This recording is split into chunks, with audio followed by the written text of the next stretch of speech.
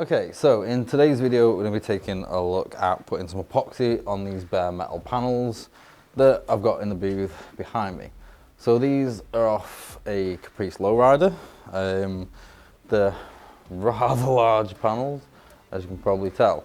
Now they've all been bare metaled.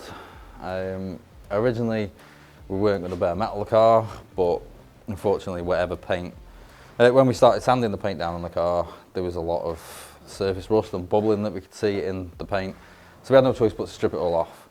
So the paint stripper that we used is the Strip Away Pro. If anybody wants to know, that's that one. We did 2 lots of paint stripper just with scrapers, and then we used the buffer with like a sanding pad on it with a 120 and then a 180 to rip off the rest of it and really bring it up to like nice bright clean steel, as you can see. Now, the GoPro footage I might have to just tweak a little bit, because as you can see, up there, and also up there. We've got 3 lights down on the booth. It was -10 the other day when I came in, and I don't know whether it's just because it was just way too cold and the starters had a bit of a problem kicking in on the lights, but 3 of the lights blew all at the same time. So I might have to just tweak the brightness on the footage. This one's alright, because this is my DSLR, and it's got a separate light on it, so hence why everything still looks nice and bright at the minute. But we're going to go through the epoxy stage, and I'll also talk about a little bit about what we'll be doing to these panels after we've epoxied them, and the process that we're going to go through when we've done that. So I've got the air fed and everything already in here. I'm just going to go and mix up some epoxy, pull my suit up, get my air fed on, and then we'll get cracking getting these panels into epoxy.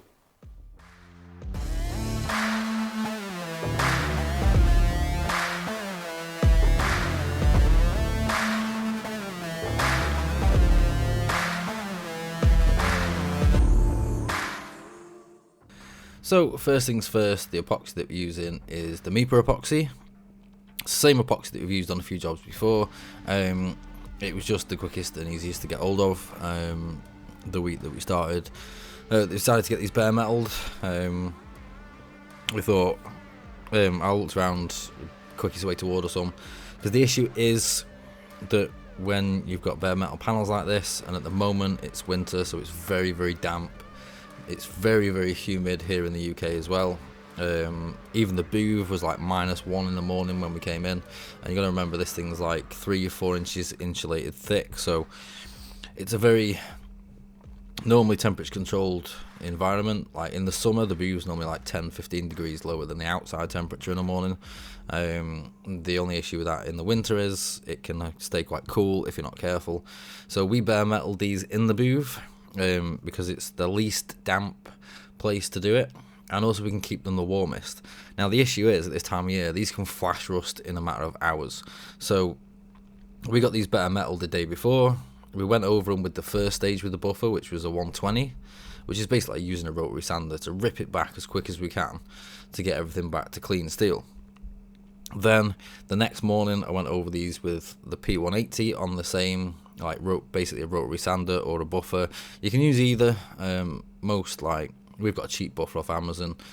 Say a cheap buffer, it's like an 80 quid buffer off Amazon, and it comes with a 150mm attachment for it, so I can put the interface pad onto the buffer, and then with the electric buffer take this the rest of the way back. Now it makes it quick, clean, efficient, obviously without using air as well, so we're saving a lot of hammer on the compressor during the winter.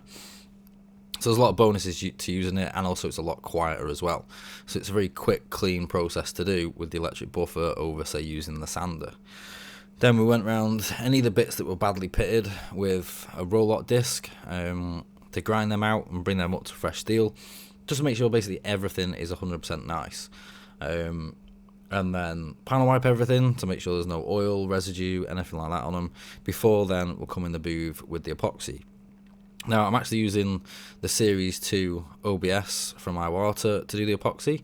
I've slapped the 1.4 setup in this and just put a touch of thinner or reducer, depending on what region you're in, into the epoxy, because all I want this to do is to seal this steel so that everything can be fully sealed and then have no issue of flash rusting.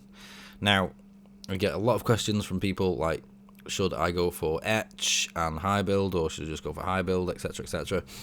The issue is, if you go for etch primer over epoxy primer, it is very soluble, so it will soak in water. So if these panels were then, say, put in the workshop for a day and they get damp, again, time of year, you cannot get around it unless you've got a temperature controlled workshop, which if you're lucky enough to have that, then fair play to you. But if you, say, etch primered these and then took them into the workshop, they will almost instantly still start flash rusting. The etch primer doesn't really give any protection. Now, you could etch them and then high build them straight away, but again, high build will soak up any damp, especially at this time of year, and also, you know, any water that gets onto them will soak into the primer, and then you're going to have issues down the line with with water basically being embedded into the paint.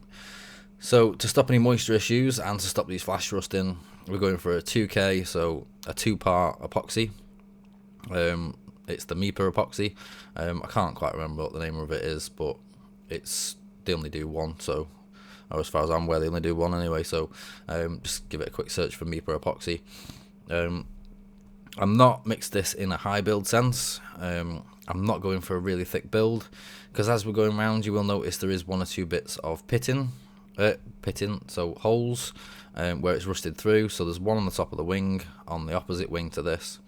The bottoms of these 2 wings need a little bit of welding work, and also the 2 doors need a touch of welding work.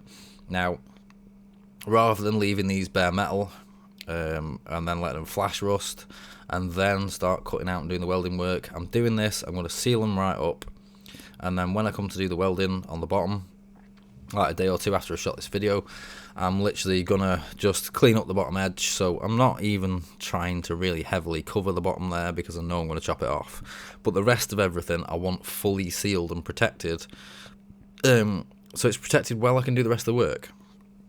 Because even just like the sweat from your hands and the salt from, you know, the moisture in your hands can cause these panels to flash rust. And I've seen that before, where we bare metal one night and say we've touched it, and we're coming the next morning and there is literally like a flash rusted handprint on one of the panels. So you do need to be careful. I would recommend using gloves. I'm not here, just because the gloves are in the back room and the back room is absolutely freezing.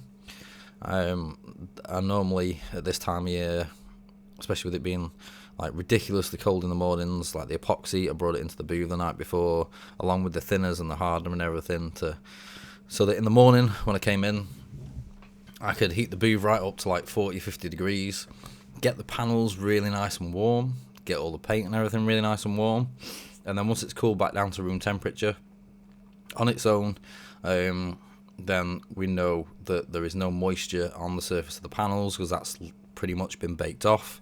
And we can start then, you know, cleaning, doing the last stage of cleanup, and then getting the epoxy shot on there. And we know the epoxy is not going to be overly thick or anything, because it's then at a nice room temperature, rather than say if we left it in the paint room and the paint room's temperature drops a lot overnight. Although we do have something to warm it up during the daytime to bring it up to about 18-20 degrees. So again, it'll be at the sort of same temperature as the booth. The issue is that first thing in the morning, everything's absolutely freezing. So if we come in the morning and we want to paint something early, then that's going to cause a problem, because it'll take a couple of hours for that to warm up. And obviously when you've got products in a tin, then they're going to take quite a while to warm up. But my main recommendation would be, if you're doing anything bare metal, start with epoxy. Years and years ago, I first used it when I was doing some luxury yachts and boats. It was amazing, and I always wondered why it wasn't in the car industry, and then all these years later, it's come into the automotive industry, and it's a brilliant base to start off with. Now, once I've got the little bits of welding work done out of the way, I'm going to go across, do a few little bits of panel beating on these panels.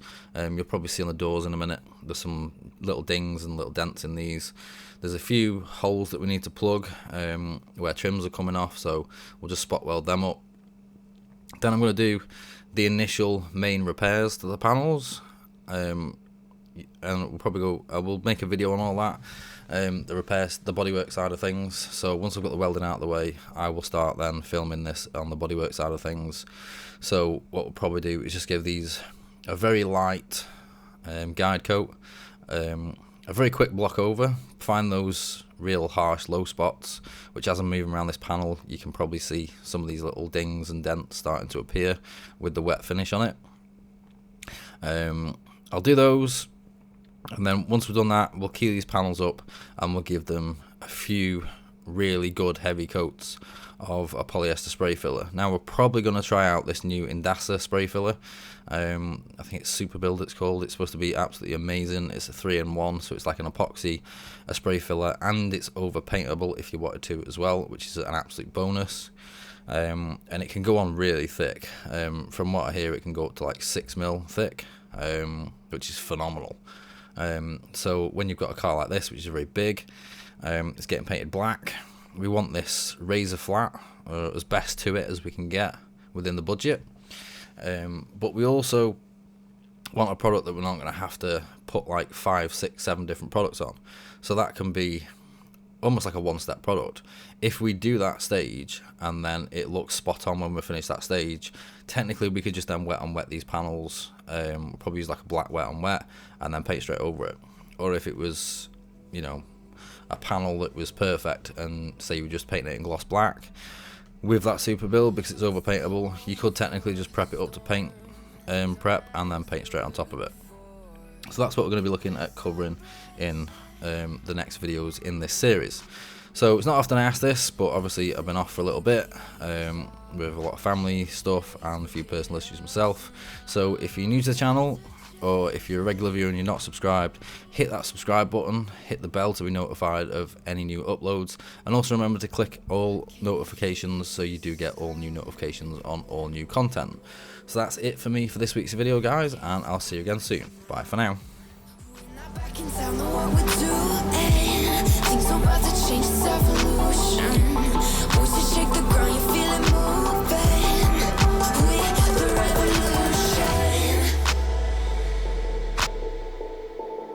Can you hear the sound?